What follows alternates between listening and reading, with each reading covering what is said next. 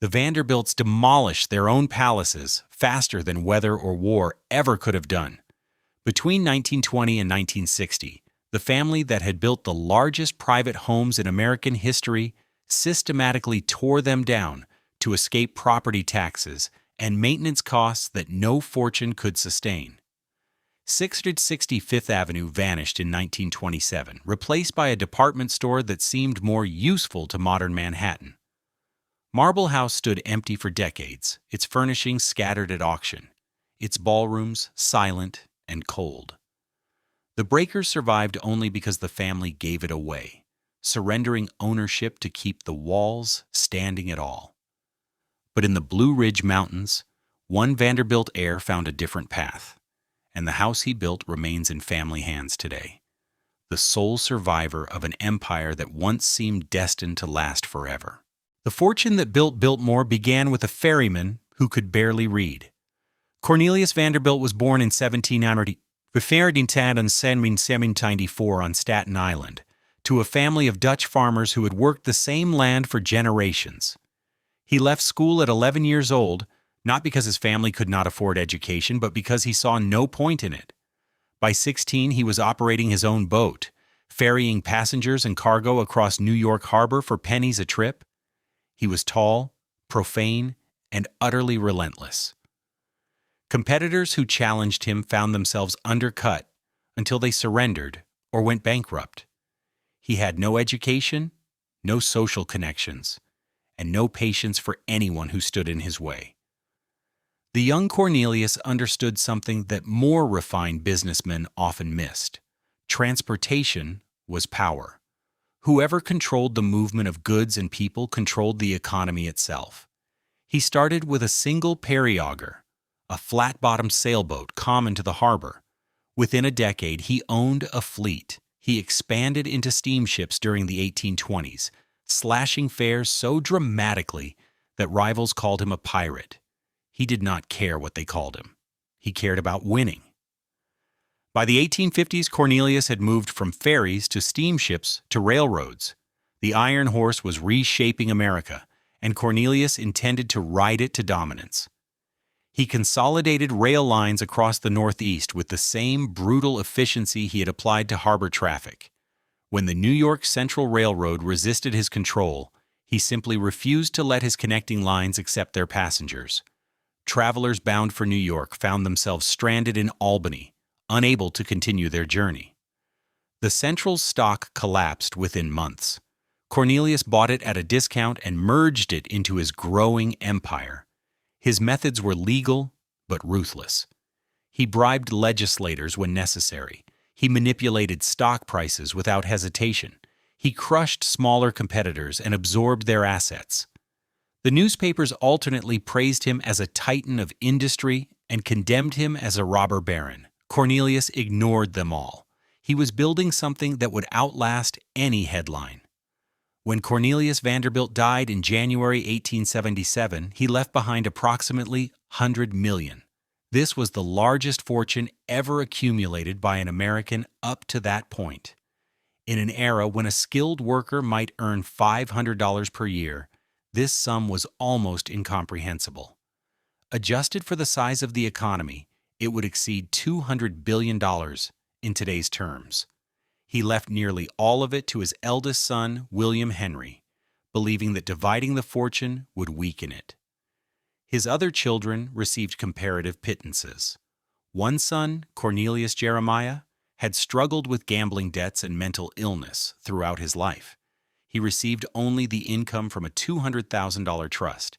He contested the will in a lawsuit that scandalized New York society for months. He lost. William Henry Vanderbilt proved even more capable than his father had predicted. Where Cornelius had been a builder and fighter, William was an administrator and consolidator. He lacked his father's volcanic temper and bare-knuckle instincts. What he possessed instead was a genius for organization. He streamlined the railroad operations, eliminating redundancies that had accumulated over decades of rapid expansion. He invested heavily in new equipment, replacing aging locomotives with modern machines. He expanded the network carefully, acquiring only lines that would strengthen the whole. The results astonished even his admirers. By the time of his own death in December 1885, just 8 years after inheriting, William Henry had doubled the family fortune to approximately $200 million. He had become, by most measures, the richest man in the world. No European aristocrat, no ancient dynasty, no industrial competitor could match what the Vanderbilts had accumulated in just 2 generations. William Henry had 8 children, and unlike his father, he chose to divide the estate among them. Perhaps he feared the family conflicts that had followed the Commodore's concentrated bequest. Perhaps he believed the fortune had grown large enough to sustain division. Whatever his reasoning, each child received between $10 and $15 million outright, with additional amounts held in trust. These were still staggering sums. Any one of them could have funded a life of permanent leisure, could have purchased anything the world had to offer. But the Vanderbilt children did not want leisure. They wanted recognition. The problem was social acceptance. Despite their wealth, the Vanderbilts remained outsiders to old New York society. The families who had arrived generations earlier, the Astors and Livingstons and Schuylers, looked down on railroad money as vulgar and new. Mrs. Caroline Schermerhorn Astor, the self-appointed arbiter of New York society, maintained a guest list of exactly 400 names. The Vanderbilts were not on it. This exclusion burned. The 3rd generation set about building their way into respectability. If society would not accept them for their money, perhaps it would accept them for their monuments. The result was an explosion of construction unlike anything America had seen before or has seen since. Cornelius Vanderbilt II, the eldest grandson of the Commodore, built first. His mansion at West 57th Street covered an entire city block. When that proved insufficient to his ambitions, he tore it down and built an even larger one at 1660 Fifth Avenue. This second mansion contained 137 rooms, arranged around a central courtyard. Its entrance hall was modeled on the Château de Blois in France. Its grand staircase was carved from Caen stone imported from Normandy at staggering expense. The house required a staff of 30 servants simply to maintain basic operations. The annual cost of running it exceeded what most Americans would earn in several lifetimes. William Kissam Vanderbilt, another grandson, responded with his own campaign of construction. He built Marble House in Newport, Rhode Island, as a summer cottage for his wife Alva. The term cottage was a cruel joke. The structure cost $11 million to complete. Of this sum, approximately $7 million went to marble alone. The entrance hall featured walls of yellow sienna marble. The dining room glittered with bronze and gold. His wife Alva used the house as a weapon in her assault on New York society, hosting a costume ball in 1883 so lavish that Mrs. Astor could no longer ignore her. When the marriage ended in a scandalous divorce, Alva kept the house. William K. simply built another mansion nearby, even larger than the first. Cornelius II also built in Newport. The Breakers, completed in 1895, was an Italian Renaissance palace designed by Richard Morris Hunt. It sat on 13 acres overlooking the Atlantic Ocean. The structure contained 70 rooms and required a permanent staff of 40 servants to operate. The dining room alone could seat 200 guests beneath a ceiling painted to resemble an open sky. Throughout the house, platinum covered fixtures and hardware because platinum was rarer and therefore more expensive than gold. These mansions were not homes in any ordinary sense. They were statements of intent, weapons deployed in a campaign for social acceptance. The Vanderbilts built them to prove that new money could match old money stone for stone, room for room, artwork for artwork. Each generation tried to outdo the last. Each sibling tried to surpass the others. The houses grew larger, the materials more exotic, the art collections more impressive with every passing year. By the 1890s, the Vanderbilts owned more residential square footage than any private family in American history, but one member of the third generation showed little interest in this competition. George Washington Vanderbilt II was the youngest of William Henry's 8 children. Born in 1862, he grew up watching his older brother's frantic building campaigns from a comfortable distance. Where Cornelius II and William K. were gregarious and socially ambitious, George was quiet and bookish. He spoke 8 languages fluently. He collected rare manuscripts and first editions. He preferred libraries to ballrooms and solitary study to social conquest. Contemporary accounts describe George as slight in build, gentle in manner, and almost painfully shy in company. He never married until he was 35, an unusually late age for a man of his wealth and position. He showed no interest in the railroad business that had created the family fortune. He displayed even less interest in the competitive display that consumed his brothers. When he came into his inheritance at 21, receiving approximately $10 million outright plus substantial income from trust funds, he did not rush to build a Fifth Avenue palazzo. Instead, he traveled. George spent years visiting the great estates of England and France. He studied their architecture with scholarly attention. He examined their gardens and parklands. He investigated their methods of agricultural management. He was searching for something his brothers had never sought. He wanted a purpose beyond display. His brothers built houses designed to impress New York society and force open doors that had been closed to them. George wanted something different. He imagined an estate that would be not merely grand, but genuinely productive, not merely beautiful, but sustainably managed for generations. He dreamed of combining American ambition with European cultivation, creating something that would endure beyond the brief lifetimes of those who built it.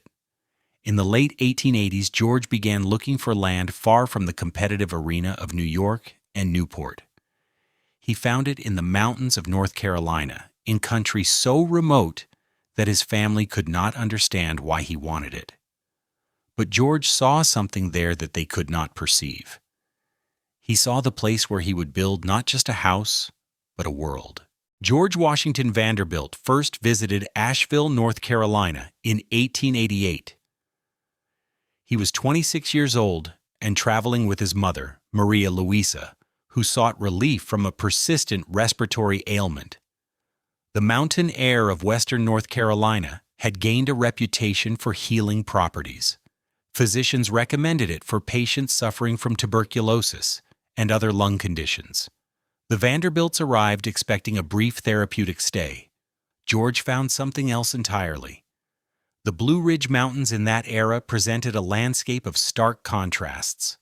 The peaks themselves were ancient and beautiful, worn smooth by millions of years of erosion into gentle slopes covered with hardwood forests.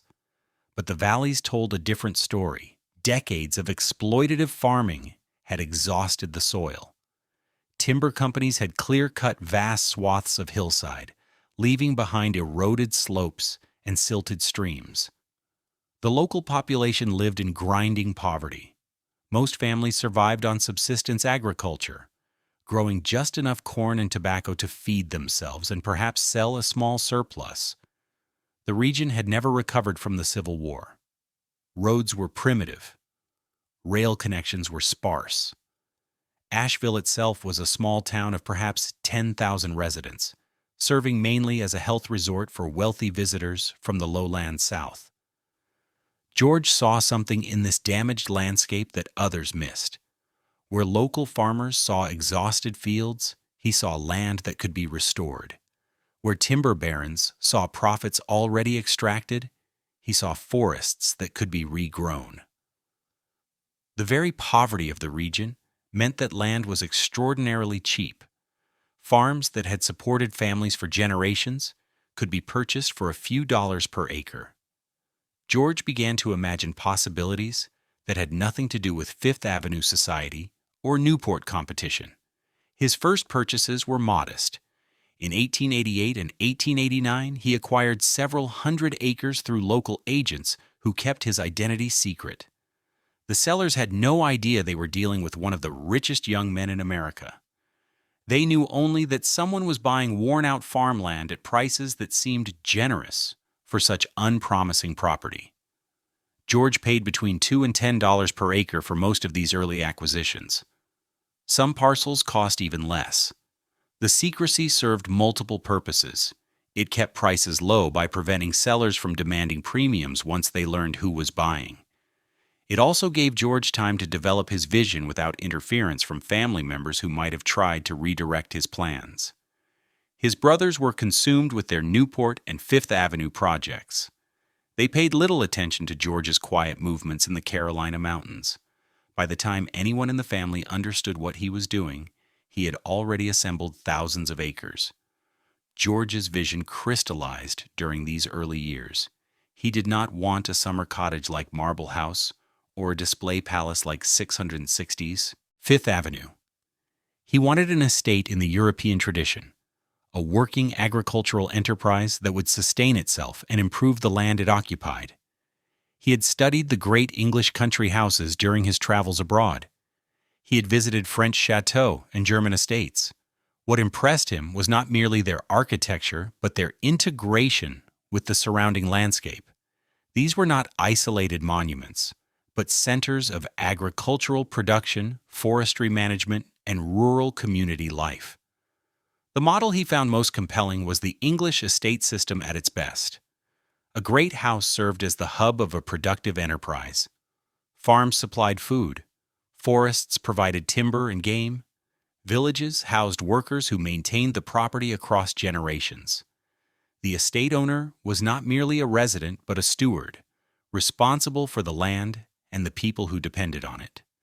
This was utterly different from the Vanderbilt mansions in New York, which existed purely for display and required constant infusions of cash from railroad dividends.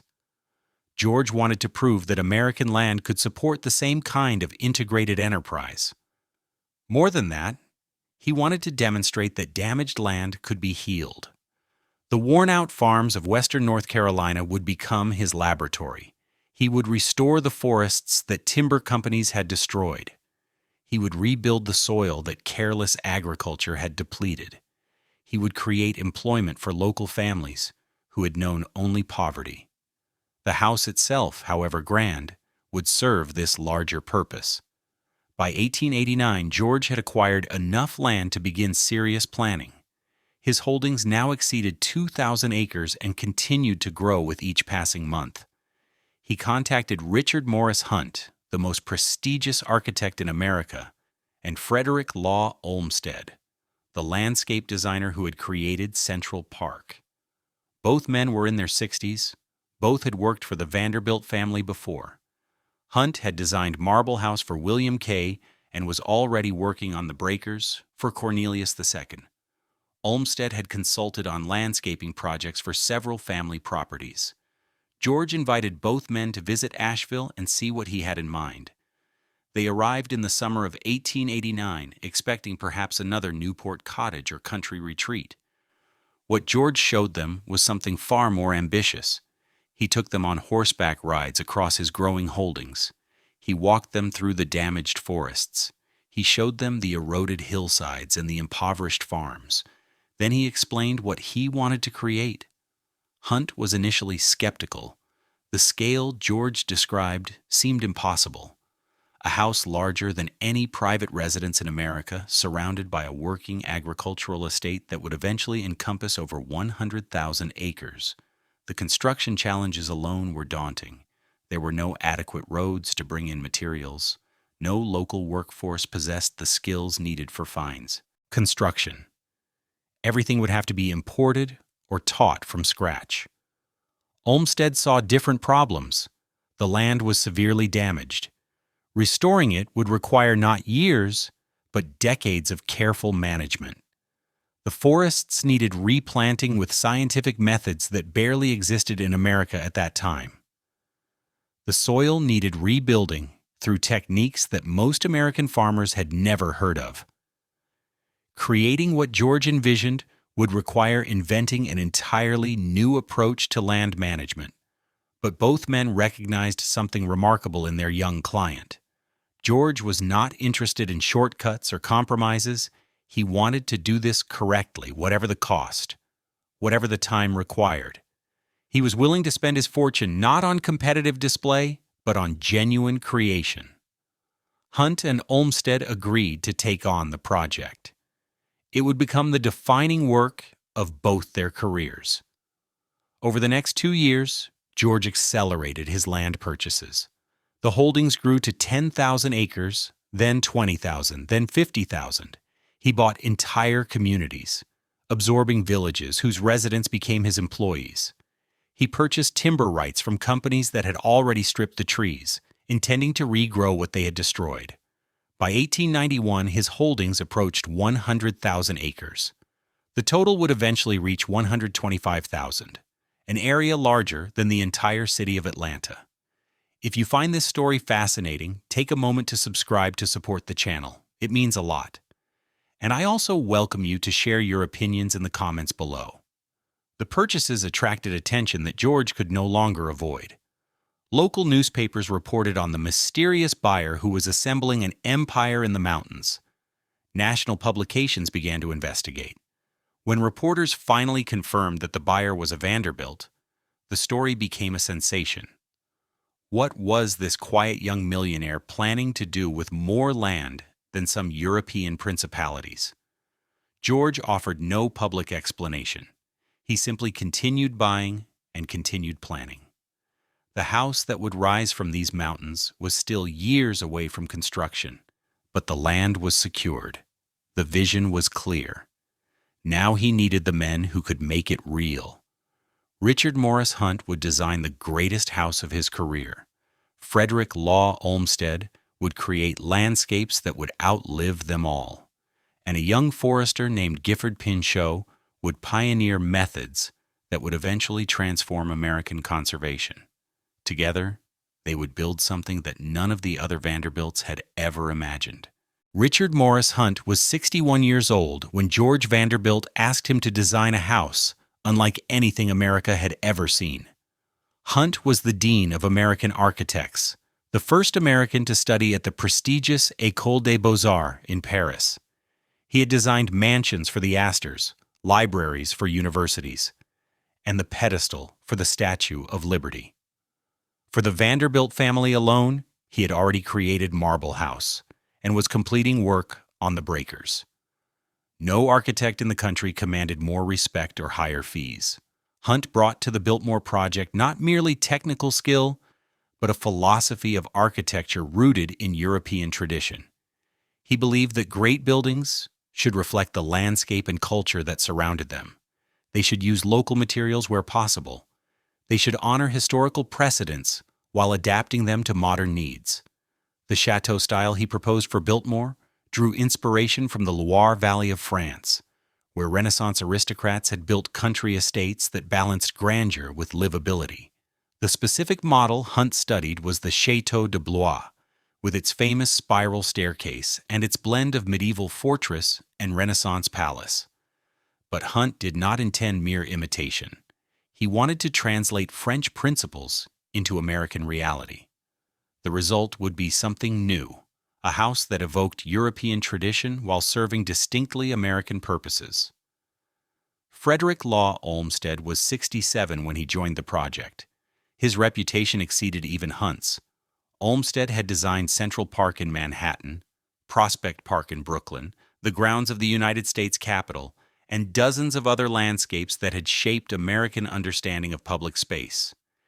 He was a visionary who believed that designed landscapes could improve human character. Parks and gardens were not luxuries but necessities for civilized life. Olmstead arrived at Biltmore with health already failing. He suffered from chronic insomnia and bouts of depression that would eventually force his retirement.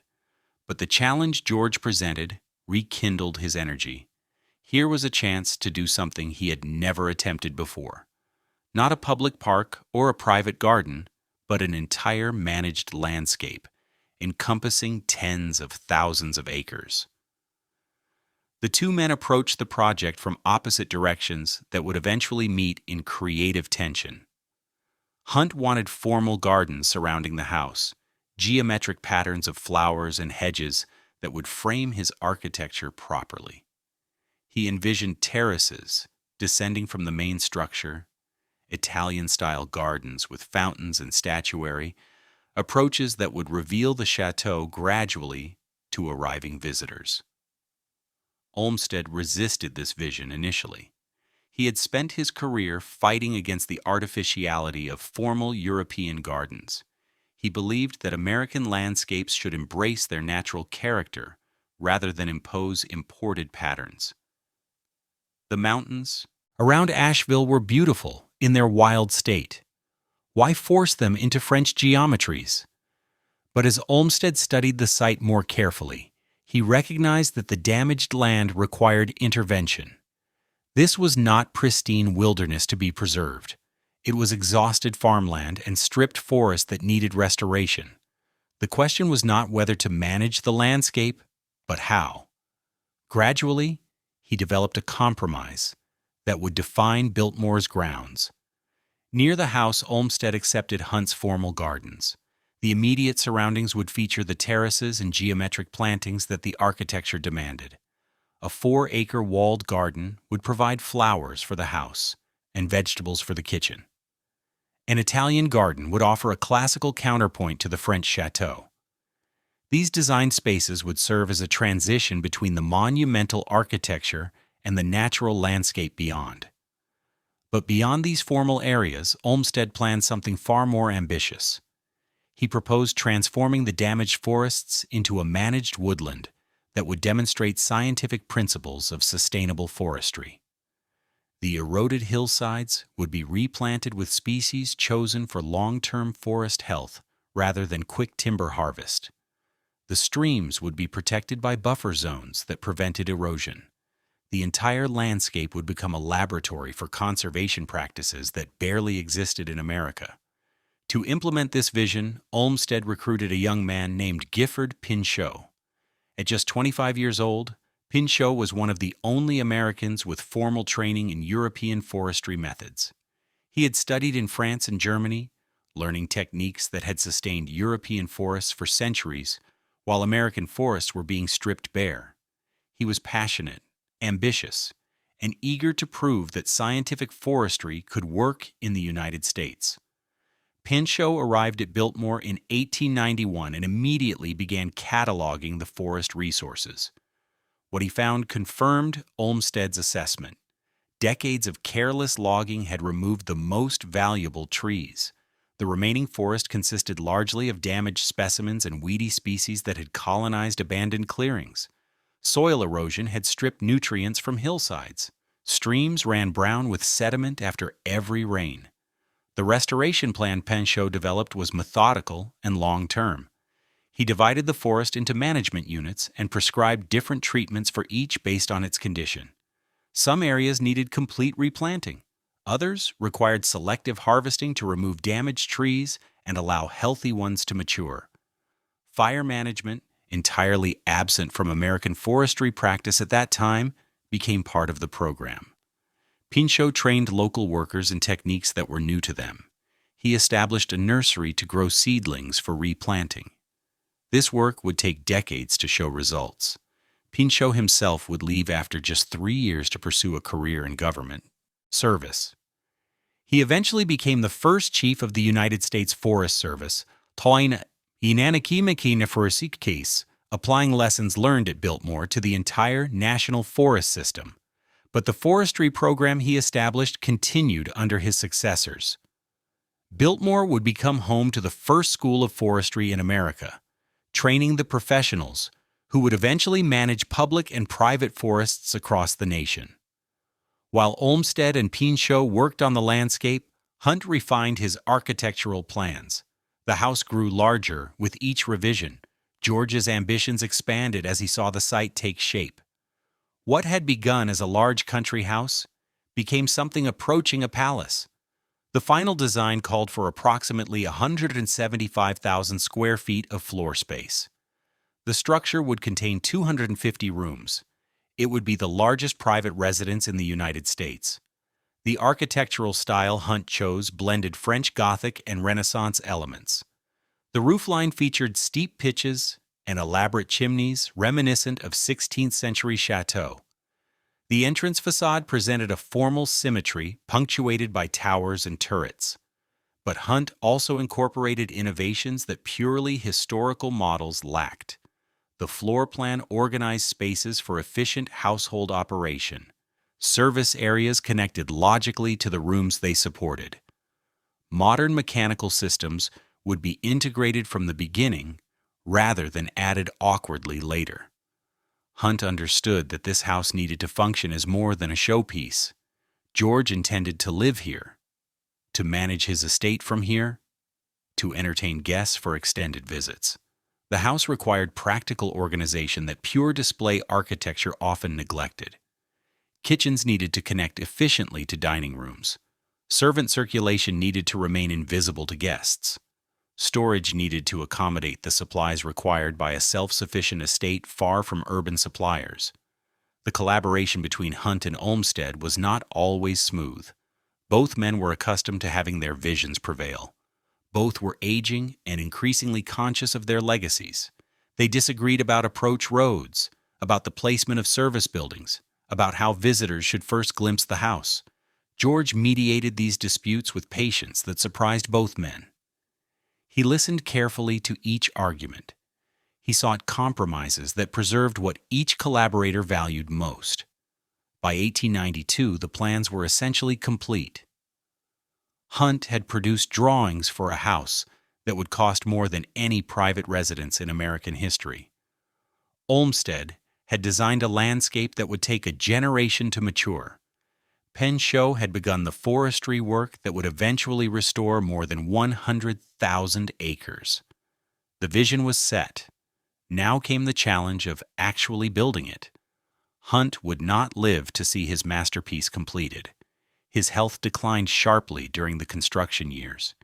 He died in July 1895, just months before the house opened to its first guests.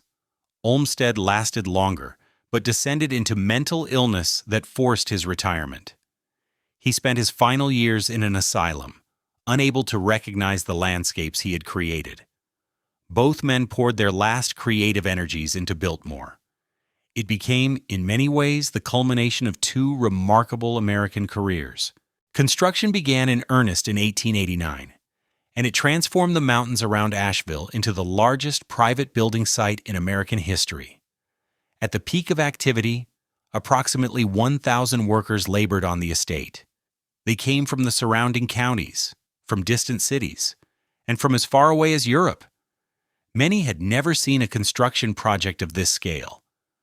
Most would spend years of their lives bringing George Vanderbilt's vision into reality. The first challenge was simply reaching the site. No adequate roads existed to carry the massive amounts of material the project would require.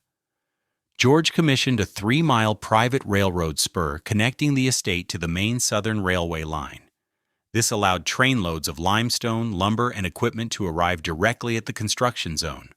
Workers laid track through terrain that had defeated earlier engineering attempts. The railroad alone cost hundreds of thousands of dollars. Limestone for the exterior walls came from a quarry in Indiana. George selected this material for its durability and its warm buff color that would complement the mountain landscape. Quarry workers cut massive blocks weighing several tons each. Railroad cars carried them across half the country to Asheville. At the site, stonemasons shaped each block by hand, fitting them together with precision that would allow the walls to stand for centuries. The workforce required housing, and George built an entire village to accommodate them. Biltmore Village rose on land adjacent to the construction site. It featured cottages for workers and their families, a church, a school, shops, and a hospital. The village was designed in a unified architectural style that complemented the estate itself. George intended it to remain after construction ended, providing permanent homes for the employees who would maintain the completed property. This was not mere charity. George understood that a well-housed workforce would be more productive and more loyal. He also understood that the estate would require permanent staff for generations to come. The village ensured that skilled workers would have reason to stay in the area, rather than drifting away once the main construction ended. Many families who settled in Biltmore village during the construction years remained for generations. The house itself rose slowly through the early 1890s. Foundation work began in 1889 and continued for more than a year. The walls followed, course by course, rising against the mountain backdrop. Workers installed iron structural beams that would support the massive stone exterior. They poured concrete for floors that would bear the weight of heavy furniture and large gatherings. The complexity of the construction required coordination that tested the limits of 19th century project management. Hunt's design called for technological systems that were cutting edge for the era.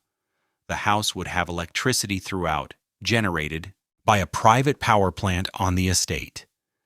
This was remarkable at a time when most American homes still relied on gas lighting or kerosene lamps. The electrical system would power not merely lights, but also a central vacuum system, mechanical dumbwaiters, and the first residential heating system controlled by thermostats. Indoor plumbing extended throughout the structure. The house would eventually contain 43 bathrooms, an almost unimaginable luxury, when many wealthy homes still relied on outhouses and chamber pots. Hot and cold running water reached every floor. A swimming pool in the basement offered heated water for year-round use.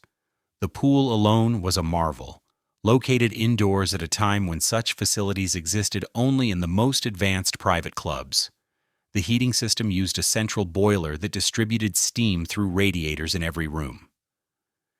This was not unusual for large buildings, but the sophistication of the controls was unprecedented. Thermostats in individual rooms allowed occupants to adjust temperatures to their preference.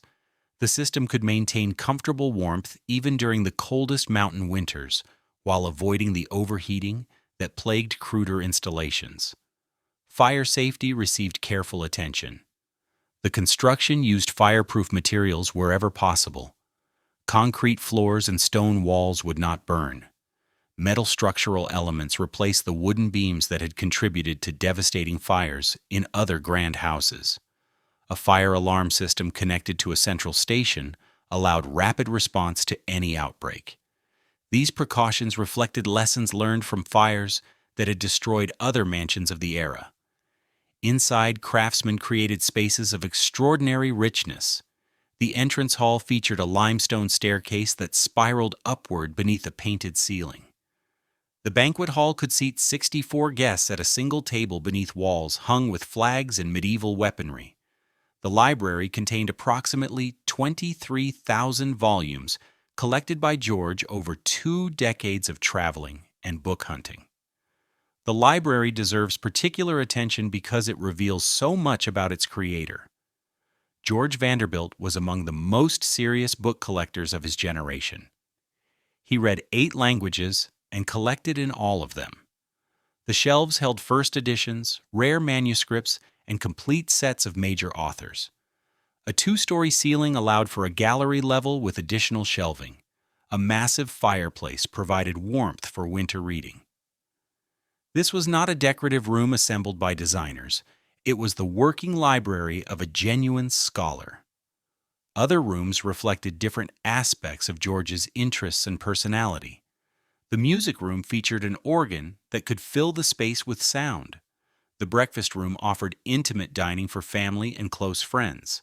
The bachelor's wing provided comfortable quarters for male guests. The corresponding areas for female guests maintained strict separation according to the social conventions of the era. The basement level contained facilities that made the house largely self-sufficient. A kitchen capable of preparing meals for hundreds featured the latest equipment available. Pantries stored provisions that could sustain the household through weeks of isolation. Laundry facilities processed linens and clothing without requiring anything to leave the premises. Servants' quarters housed the permanent staff in conditions that were comfortable by the standards of the time.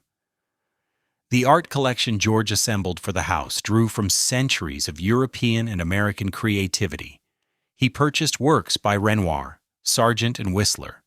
He acquired tapestries from medieval workshops. He bought furniture that had belonged to European aristocrats. The collection was not assembled for investment or display, but for living with. George wanted art around him constantly, integrated into daily life, rather than isolated in galleries. By 1895, the main construction was essentially complete. The house had cost approximately $6 million, a sum equivalent to well over $100 million today. The surrounding landscape work continued, but the structure itself stood ready for occupancy. George planned a grand opening celebration for Christmas Eve. He invited family and friends to witness what his vision had created. The guests who arrived that December found themselves in a house unlike anything in America. They entered through the front doors into an entrance hall that soared to a painted ceiling. They dined in a banquet hall beneath triple fireplaces. They relaxed in a library that rivaled university collections. They explored gardens that were still maturing but already showed the promise of Olmstead's design. George Vanderbilt, the quiet youngest son who had avoided his brother's competitive display, had built something that surpassed them all. Not in mere size, though the house was certainly the largest, not in mere cost, though the expense had been extraordinary. He had built something that served a purpose beyond impressing society. He had created an integrated estate that would demonstrate how land could be managed sustainably, how forests could be restored, how a great house could support, rather than simply consume. For a few brief years, George enjoyed what he had created. He married Edith Stuyvesant Dresser in 1898. They traveled together, entertained together, began building a family together. Their daughter Cornelia was born in 1900, the heir to everything her father had built. The future seemed secure. But the 20th century was approaching, and it would bring challenges that neither George nor Edith could have anticipated. George Vanderbilt met Edith Stuyvesant Dresser in Paris during the summer of 1897.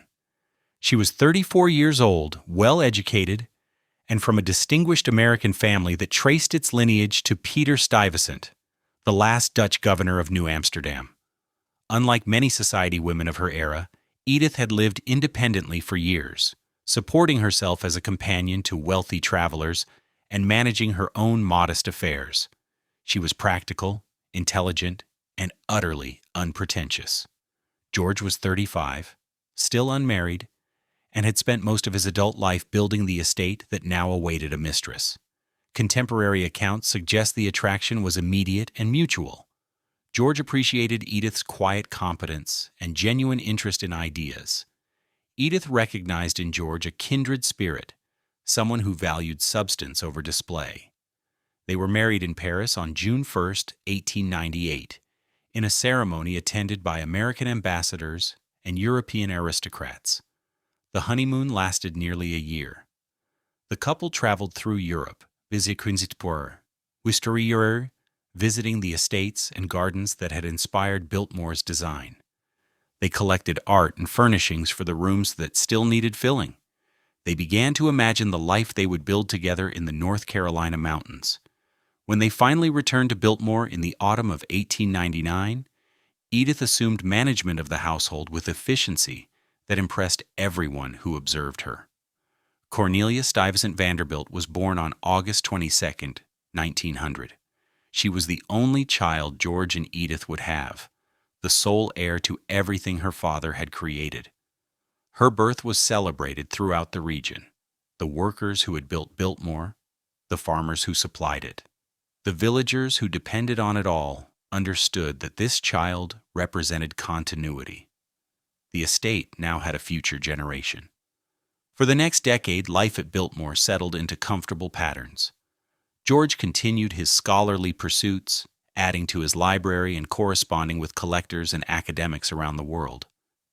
Edith managed the household and the social calendar, hosting guests who came from New York, Washington, and Europe. Cornelia grew up in an environment unlike any other American childhood. She had 250 rooms to explore, thousands of acres to wander, and the attention of parents who genuinely enjoyed her company. But the economics of the estate were troubling from the beginning. George had spent approximately $6 million on the house alone. The land purchases had cost millions more. The ongoing operation required a staff of hundreds, including household servants, farm workers, foresters, and maintenance crews. The estate generated some income from dairy operations and timber sales, but nothing approaching what it consumed. George had inherited approximately $10 million from his father. The trust funds provided additional income, but even Vanderbilt money had limits. By 1900, the estate was draining resources faster than they could be replenished. George began looking for ways to reduce the burden without abandoning his vision. The solution he found was characteristically thoughtful. Rather than sell land to private developers who might exploit it, George offered a massive portion of his holdings to the federal government. In 1914, he arranged to donate approximately 87,000 acres to create what would become Pisgah National Forest. This land had been the focus of Gifford Pinchot's forestry work and Carl Schenk's forestry school. It represented the sustainable forest management that George had championed since the beginning. The donation accomplished several goals simultaneously. It removed the burden of managing nearly 90,000 acres from the estate's accounts. It preserved the land from exploitation in perpetuity. It demonstrated that private conservation efforts could contribute to public benefit. The remaining 30-odd thousand acres still constituted an enormous estate, but one more manageable for a family without unlimited resources. George did not live to see the donation completed. On March 6, 1914, he underwent an emergency appendectomy at a hospital in Washington, D.C. The surgery itself went smoothly, but complications developed in the following days. Infection set in, spreading despite the best efforts of his physicians. On March 6, 1914, George Washington Vanderbilt II died of complications from surgery. He was 51 years old. The news reached Biltmore within hours. Edith had remained in North Carolina, expecting her husband to return within weeks. Instead, she received word that she was now a widow with a 13-year-old daughter and the largest private home in America. The staff who had served George for decades gathered in the Great Hall, many of them weeping. The man who had created their world was gone. George's funeral was held in Washington, followed by burial in the family plot on Staten Island, where his grandfather, the Commodore, also rested. Edith accompanied the body north, then returned to Biltmore to face the challenge of managing what her husband had left behind. She was 50 years old, wealthy by most standards, but not by Vanderbilt standards, and responsible for an estate that had always required more money than it produced. The will left everything to Edith and Cornelia, but the inheritance was complicated. Much of George's wealth had been consumed by the estate itself. The remaining liquid assets were modest compared to the ongoing costs of operation. Edith faced a choice that would determine whether Biltmore survived or joined the growing list of great houses that were being abandoned and demolished across America. She could sell. Developers had already expressed interest in the property. The land alone was worth millions if broken into smaller parcels. The house might find a buyer, perhaps a hotel company or a government institution. Many widows in her position would have taken the money and retreated to a more manageable life elsewhere. Edith chose differently. She would keep the estate. She would find ways to make it sustainable. She would preserve what George had built for the daughter they had raised together. This decision required immediate economies. The staff was reduced. Programs were curtailed. The forestry school closed. The dairy operations were reorganized for efficiency rather than experimentation. But Edith also recognized that mere cost-cutting would not be enough. The estate needed income beyond what agriculture and timber could provide.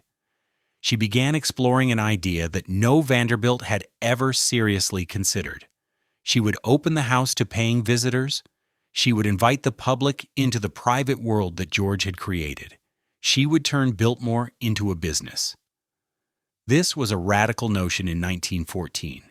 Great houses were private by definition. Opening them to tourists seemed like an admission of failure, a confession that the family could no longer afford exclusivity.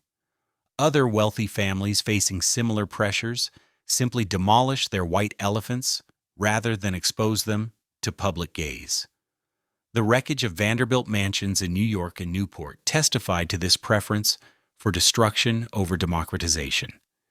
Edith delayed the decision for more than a decade.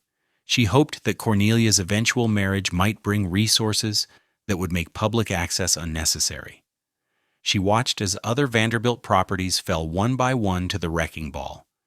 She maintained Biltmore as best she could through the difficult years of the First World War and the uncertain 1920s. But the economic logic was inescapable. Without additional income, the estate would eventually consume what remained of the family resources. By 1930, Edith was ready to try something unprecedented. She would open the doors that George Vanderbilt had built for his family and invite strangers to walk through them. The experiment would either save Biltmore or prove that such places had no future in modern America. While Edith Vanderbilt struggled to preserve Biltmore, her husband's relatives were demolishing their own mansions with astonishing speed. The houses that had once lined Fifth Avenue, the palaces that had represented the pinnacle of Gilded Age ambition, were falling one after another to the wrecking ball. Understanding what happened to these other Vanderbilt properties reveals just how remarkable Biltmore's survival would prove to be. The destruction began in 1914, the same year George died. William Henry Vanderbilt's original mansion at 640 Fifth Avenue was torn down to make way for commercial development. This was the house where George had grown up, the house his father had built to announce the family's arrival among New York's elite. It had stood for barely 30 years. The land beneath it was now worth more than any residents could justify. The pace of demolition accelerated through the 1920s. In 1926, William Kissam Vanderbilt's townhouse at 660 Fifth Avenue fell to developers. This was the French Renaissance chateau that had cost $3 million to build in 1882. It had launched Alva Vanderbilt's assault on New York society. Now it became rubble to make room for an office building. The demolition took weeks. Crowds gathered daily to watch another symbol of the Gilded Age disappear. 1 year later, in 1927, the largest of all the Manhattan Vanderbilt mansions met the same fate. Cornelius Vanderbilt II's house at Fern's West 57th Street had been the grandest private residence in the city. It contained over 100 rooms. Its entrance hall soared 3 stories high. Its art collection rivaled small museums. The house had cost approximately $5 million to build and furnish. It sold for less than $2 million, and the buyers wanted only the land. The wrecking crews arrived in the spring of 1927. Workers stripped the interiors first, selling fixtures and fittings to salvage dealers. The carved mantelpieces went to collectors. The ironwork went to scrap merchants. Then the walls came down, floor by floor, room by room. By autumn, nothing remained but a cleared lot awaiting a new skyscraper. The entire demolition had taken less than 6 months. What drove this destruction? The economics of urban real estate had shifted decisively against residential use. Land values in Manhattan had risen so high that even the wealthiest families could not justify occupying entire blocks for single homes. Property taxes consumed fortunes. Maintenance costs never ended. Staff requirements were enormous. A house like 660 Fifth Avenue required dozens of servants to operate. Finding and keeping qualified staff became increasingly difficult as other employment options expanded. The federal income tax, established in 1913, transformed the financial calculus of great wealth. Before the tax, fortunes could compound almost without limit. After it, even the richest families found their accumulations eroding. The top marginal rate climbed from 7% in 1913 to 77% by 1918. Maintaining a 100-room mansion on Fifth Avenue began to seem not merely extravagant, but mathematically impossible. Estate taxes compounded the problem. When a Vanderbilt died, the government now claimed a substantial portion of the inheritance before heirs received anything. Each generational transfer shrank the family fortune further. The houses that one generation had built, the next generation often could not afford to keep. Social changes mattered as much as financial ones. The world that had built these mansions no longer existed.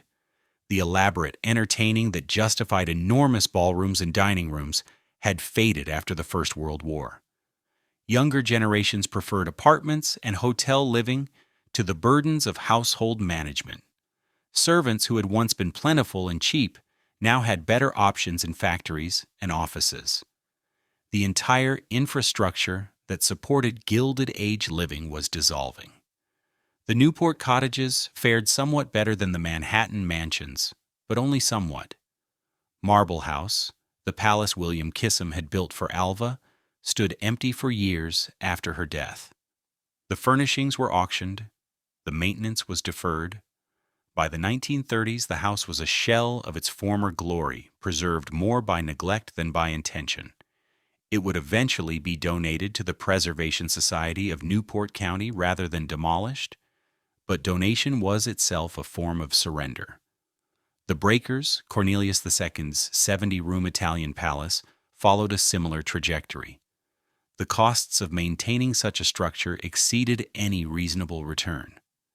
The family considered demolition, considered sale, considered simply walking away. In 1948, the Preservation Society leased the property from Countess Szechenyi, the last family member to live there. The house was open to tourists while the Countess retained a small apartment on the upper floor. She lived there until her death in 1965, the last Vanderbilt to inhabit the home her father had built. This pattern repeated across the country. The great houses of the Gilded Age were falling everywhere. The Frick Mansion in New York became a museum. The Flagler Estates in Florida became hotels and government buildings. The Morgan properties were donated to institutions. The model of the private palace was dying.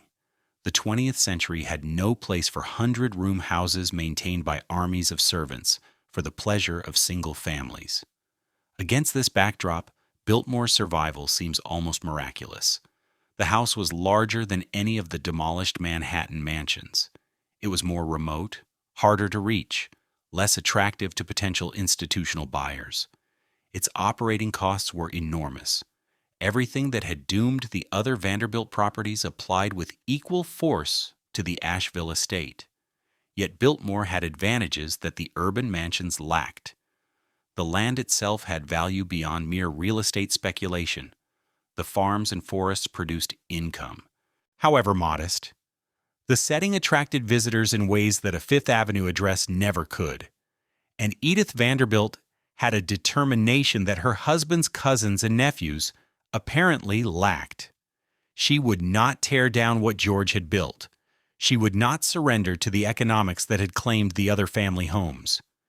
Edith watched the demolitions from North Carolina. She read the newspaper accounts of wrecking balls crashing through marble halls. She understood that the forces destroying those houses would eventually reach Biltmore unless she found another path. The other Vanderbilts had chosen to destroy rather than adapt. Edith would choose differently. Her solution would transform not just Biltmore, but the very concept of what a great house could become in democratic America. Where others saw white elephants fit only for demolition, Edith saw an opportunity.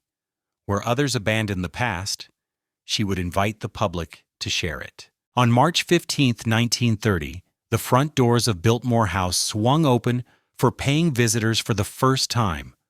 The timing was terrible and perfect simultaneously. The stock market had crashed just 5 months earlier. The Great Depression was beginning its long descent into economic catastrophe. Families across America were losing their savings, their jobs, their homes. Banks were failing by the hundreds. Bread lines stretched around city blocks. This was the moment Edith Vanderbilt chose to invite strangers into the largest private residence in the country. The decision had been years in the making. Edith had considered public access since George's death in 1914. She had delayed repeatedly, hoping that other solutions might emerge. She had watched her husband's relatives demolish their Manhattan mansions rather than open them to the public. She had seen the breakers and Marble House stand empty and deteriorating in Newport. She understood that opening Biltmore represented a break with everything the Vanderbilt family had stood for. But she also understood that the alternative was losing the house entirely. Her daughter Cornelia had married John Francis Amherst Cecil in 1924 at a lavish ceremony in the Biltmore Gardens. The match had seemed promising. John Cecil came from an old English family with connections to the Cecil dynasty that had served British monarchs for centuries. His grandfather was the third Marquis of Exeter, but the Cecils, while distinguished in lineage, were not Vanderbilt wealthy. The marriage brought Cornelia companionship and social standing, but not the financial rescue that Biltmore desperately needed. John Cecil proved to be a capable manager who cared genuinely about the estate, but he could not conjure money that the family simply did not have. Edith herself had remarried in 1925. Her second husband was Senator Peter Golett Gerry of Rhode Island, a member of another old American fortune, though one considerably smaller than the Vanderbilts had once possessed. The marriage took Edith away from Biltmore for extended periods. She divided her time between Rhode Island and North Carolina, spending winters in the South and summers in the Northeast. The arrangement left day-to-day management increasingly to Cornelia and John Cecil, but Edith remained the final authority on major decisions. When the time came to open the house, it was Edith who made the choice. The opening in 1930 was presented carefully to the public. Edith framed her decision not as an admission of financial necessity, but as a civic contribution during a time of national crisis. Asheville's business leaders had been urging tourist development for years. The city had built its economy partly on wealthy visitors seeking the healthful mountain climate. The Depression threatened to destroy that economy entirely. Hotels stood empty, restaurants closed. Workers who had depended on tourism found themselves without employment. Edith positioned the opening as her response to community need. Western North Carolina was suffering terribly.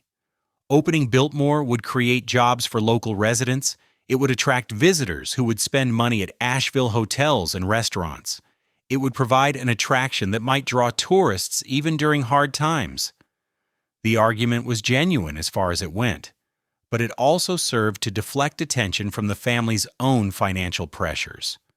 The proud Vanderbilts would help their neighbors, not admit that they needed help themselves. The first visitors paid $2 each for admission. This was a substantial sum during the Depression, equivalent to perhaps $30 or $40 today.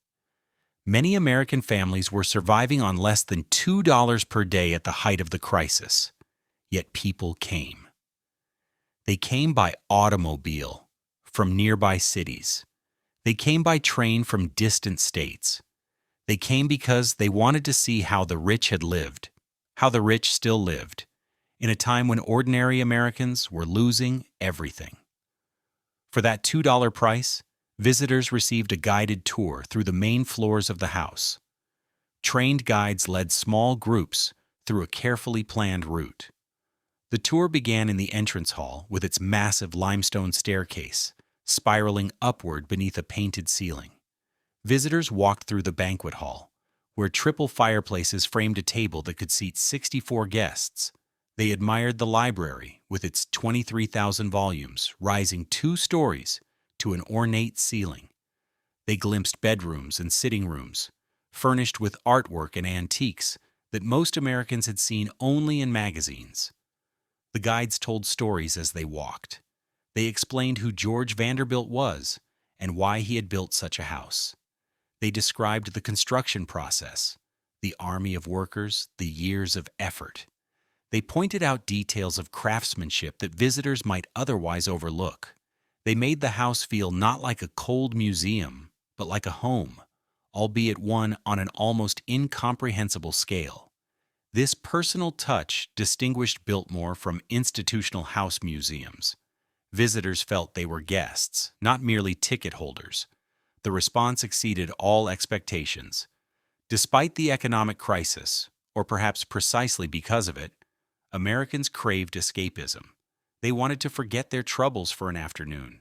They wanted to imagine lives different from their own. They wanted stories of wealth and grandeur that contrasted with the hardships surrounding them. Biltmore provided all of this and more.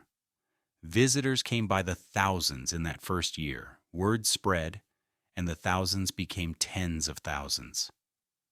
The income from admissions was modest at first, but grew steadily through the 1930s. More importantly, the revenue established a principle that would guide the estate for generations. The house could contribute to its own maintenance. The estate need not rely entirely on dwindling family resources. A new economic model was emerging, one that balanced private ownership with public access. No major American historic house had successfully implemented such a model before. Cornelia and John Cecil took increasing responsibility for daily operations as the decade progressed. They lived at Biltmore with their two sons, George Henry Vanderbilt Cecil and William Amherst Vanderbilt Cecil, born in 1925 and 1928 respectively. The boys grew up in the house their great-grandfather had built, the fifth generation of the family to call Biltmore home, but their childhood differed dramatically from what previous generations had known. They shared their home with strangers every single day. They watched tourists walk through rooms where they ate breakfast and played games. They learned early that Biltmore belonged not just to them, but in some meaningful sense to everyone who paid the admission price. This unusual childhood would shape both brothers profoundly. They understood from their earliest years that Biltmore's survival depended on public engagement. They absorbed the lesson that great houses could not exist as isolated private preserves in modern America. They would eventually take control of the estate and transform it into something their ancestors could never have imagined. But that transformation lay decades in the future. Through the 1930s and 1940s, the family focused simply on survival. The Depression years were difficult, but manageable. The house remained open even as other attractions closed. Visitor numbers fluctuated with economic conditions but never collapsed entirely. The Second World War brought new challenges. Gasoline rationing limited automobile travel. Many young men who might have visited were overseas fighting. But the war also brought unexpected benefits. In 1942, the National Gallery of Art approached the family with an unusual request. The gallery needed a secure location to store its most valuable paintings, safe from the risk of enemy bombing that seemed plausible in the war's early years. Biltmore's remote location and fireproof construction made it an ideal repository. For several years, masterpieces by Rembrandt, Vermeer, and other old masters resided in the music room and adjoining spaces. When the war ended and the paintings returned to Washington, Biltmore could claim to have served the nation during its hour of need. The post-war years brought gradual stabilization. Automobile ownership expanded dramatically. Americans had money to spend on travel and leisure. The interstate highway system made remote destinations accessible. Biltmore benefited from all these trends. Visitor numbers climbed through the 1950s and continued climbing into the 1960s. The experimental opening of 1930 had become a permanent institution. Edith Vanderbilt Gerry died in 1958 at the age of 85. She had outlived George by 44 years. She had navigated the estate through its most precarious decades. She had made the decision that saved Biltmore from the fate of every other major Vanderbilt property. She had watched the houses of Fifth Avenue and Newport fall while hers stood. Without her willingness to open the doors, without her practical determination, Biltmore would almost certainly have been demolished or donated long before her death. Cornelia's life followed a more troubled path. Her marriage to John Cecil ended in divorce in 1934, a scandalous event in that era. She left Biltmore and eventually settled in England, where she lived quietly until her death in 1976. She never returned to live in the house where she had been born. She saw her childhood home only as an occasional visitor. The estate passed effectively to her sons, George and William Cecil, who would guide it through the second half of the 20th century. The Cecil brothers brought different skills to their inheritance. George, the elder, had artistic sensibilities and strong opinions about historic preservation. William had studied at Harvard Business School and understood modern management techniques. They sometimes disagreed about direction and priorities, but they shared a fundamental commitment to keeping Biltmore in family hands while making it economically sustainable. That commitment would drive every major decision for the next 60 years. Today, more than 1.4 million visitors pass through Biltmore's gates each year. They drive along the approach road that Frederick Law Olmstead designed, catching their first glimpse of the chateau through carefully placed gaps in the tree canopy. They park in lots that accommodate thousands of cars and walk toward the house that George Vanderbilt built nearly 130 years ago. The limestone walls still glow buff gold in the afternoon light. The steep roof lines still bristle with chimneys and dormers. The entrance still opens into a hall that takes visitors' breath away exactly as it did when the first guests arrived on Christmas Eve 1895. The estate has transformed dramatically since Edith opened the doors in 1930. What began as simple house tours has evolved into a comprehensive hospitality enterprise. The Biltmore Winery, established in 1985 in the renovated dairy buildings, produces hundreds of thousands of cases annually. It has become one of the most visited wineries in America. The Inn on Biltmore Estate opened in 2001, offering luxury accommodations within the grounds. A second hotel, Village Hotel on Biltmore Estate, followed in 2015. Restaurants, shops, and outdoor activities now generate revenue streams that George Vanderbilt never imagined. The commercial development has drawn criticism from preservation advocates over the decades. Some argue that the hotels and winery compromise the historic character of the property. They see parking lots and gift shops where meadows and forests once stood. They worry that the pursuit of revenue has displaced the commitment to preservation that originally justified public access. These concerns are not unreasonable. Any commercial enterprise risks subordinating historical integrity to financial returns. But the Cecil family and their advisors have maintained a consistent response to such criticism. The alternative to commercial development was not pristine preservation. The alternative was the fate that befell every other major Vanderbilt property. The alternative was demolition, donation, or abandonment. The hotels and wineries exist because they generate the income that maintains the house itself. Without that income, the house would have been lost generations ago. The numbers support this argument. Biltmore employs approximately 2,400 workers during peak season. The estate contributes over $2 billion annually to the regional economy according to recent studies. The house itself receives continuous maintenance that few museum properties can match. Conservators work year-round to preserve furniture, textiles, and artwork. Structural engineers monitor the building constantly. The electrical, plumbing, and heating systems have been updated repeatedly while preserving the historic fabric they serve. This level of care requires resources that admission fees alone could never provide. The diversified revenue streams from hotels, winery, restaurants, and retail make possible the preservation work that keeps the house standing. Critics who advocate for a purer approach rarely explain how such purity would be funded. The Vanderbilt family wealth that built Biltmore dissipated generations ago. Only the income the estate generates itself maintains it now. The family ownership structure that makes this possible is itself remarkable. Biltmore remains privately held by descendants of George and Edith Vanderbilt.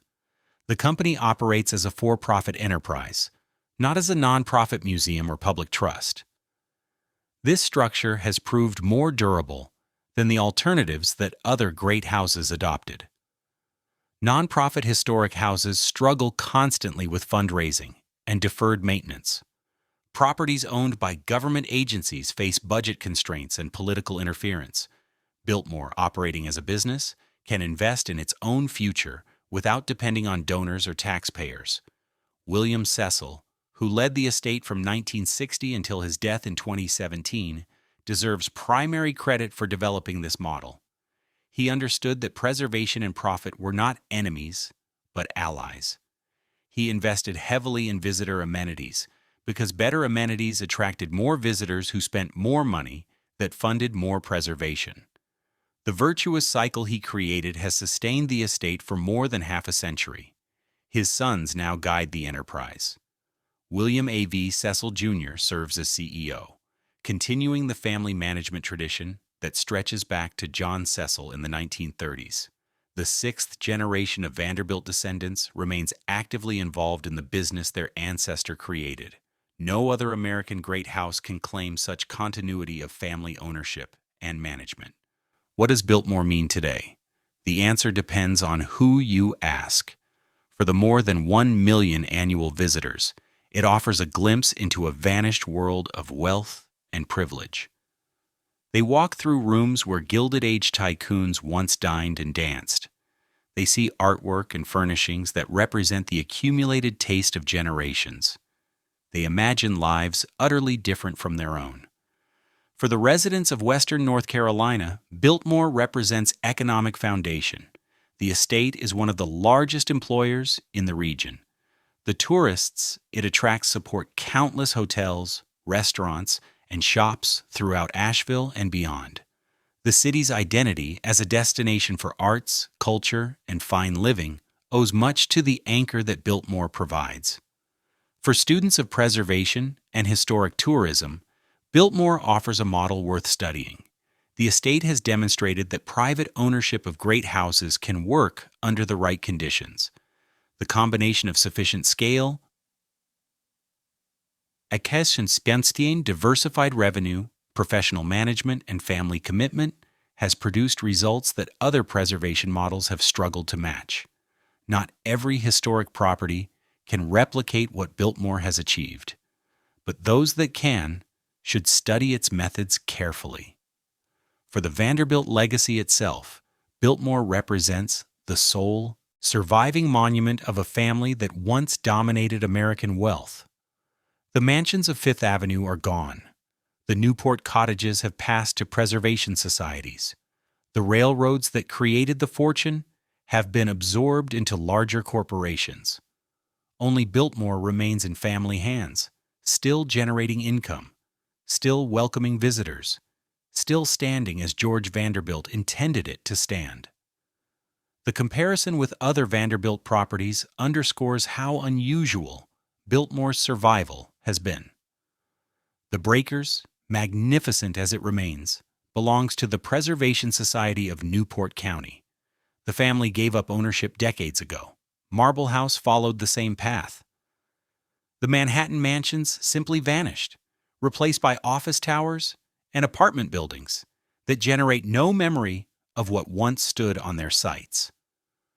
Cornelius Vanderbilt II's great house at Verst West 57th Street, once the largest private residence in New York City, left behind not even a plaque. Biltmore endures because one woman refused to let it die. Edith Vanderbilt could have sold or donated the property in 1914 and lived comfortably on the proceeds. She chose instead to preserve it for her daughter and her daughter's children. When preservation required public access, she accepted the compromise that other Vanderbilts rejected. When public access required commercial development, her heirs accepted that compromise too. Each generation chose survival over purity, adaptation over rigidity, future over past. The house George Vanderbilt built stands today almost exactly as he left it. Visitors entering through the front doors see the same limestone staircase he commissioned. They walk through rooms furnished with the same paintings and tapestries he collected. They look out windows at gardens that Olmstead designed and forests that Pancho began restoring more than a century ago. The continuity is remarkable. The survival is improbable. The meaning is worth contemplating. In an age when nothing seems built to last, Biltmore has lasted. In a culture that celebrates disruption and transformation, it has maintained its essential character across 130 years. In an economy that reduces everything to quarterly returns, a family has preserved an asset across 6 generations. The house that critics once called a white elephant, the folly of a shy young millionaire with more money than sense, has outlived every similar structure his relatives ever built. The gates still open each morning. The visitors still come by the thousands. The gardens still bloom through the seasons. The forests that George Vanderbilt saved from exploitation still cover the mountains that surround his creation. Biltmore survives not because it froze itself in amber, but because it found ways to change while remaining itself. That is the secret of its endurance. That is the lesson it offers to anyone who wants to build something that lasts.